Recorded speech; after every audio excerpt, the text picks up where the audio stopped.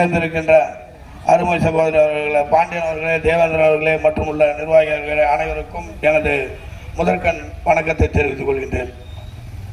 இந்த பாரதிய ஜனதா கூட்டம் வார்டு வார்டாக பிரிவு 3 பாகங்களுக்கு ஒரு கூட்டமாக சிறப்பாக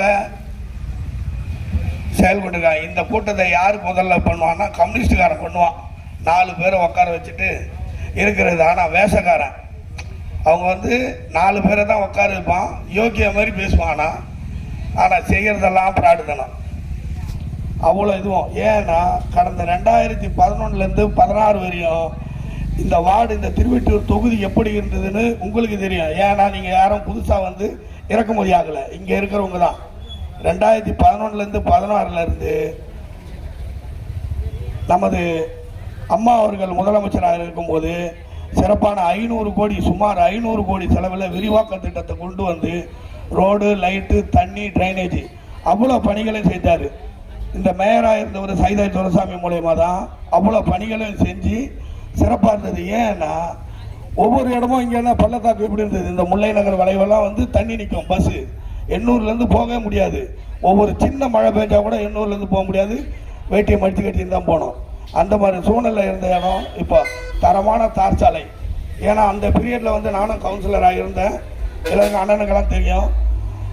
இருக்கும்போது தரமான தார் சாலை, ஒருங்கிணைந்த எல்லா சந்து பொந்து எந்த வீடும் எந்த வீட்டுக்கும் பாதிப்பு இல்லாத அளவுக்கு எல்லா இடத்துலையும் ரோடு வசதி, லைட் வசதி, பாதாள சாக்கடை வசதி, எண்ணற்ற சேவைகள். இப்போ செய்யாத வேலைகளை இவங்க எதுவுமே செய்யாத வேலைகளை செஞ்சதாக சொல்லி சும்மா பொய் பிரச்சாரத்தை பண்ணியிருக்கிறாங்க இந்த விடியா திமுக அரசு.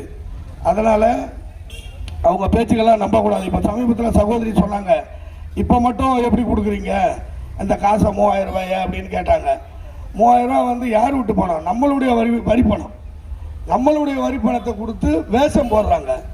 அதனால் அவங்க செஞ்ச அட்டூழியங்கள் இந்த ஸ்டாலின் அரசு பொறுப்பேற்ற பிறகு நலத்திட்ட உதவிகள் என்ற பேரில் ஆண்டு வருமானமாக செலவு விவரங்களை இவங்க சகோதரி சொன்னாங்க, எவ்வளோ செலவாகுதுன்னு. ஏன்னா குடும்பத்தில் செலவை பற்றி தெரிஞ்சவங்க தாய்மார்கள் தான்.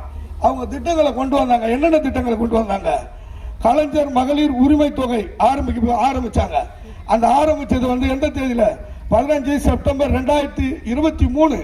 21 ஆட்சிக்கு 23 அவங்க ஆரம்பிச்சாங்க. அதில் 23 to 24 அந்த ஆண்டுக்கான செலவு 7000 கோடி.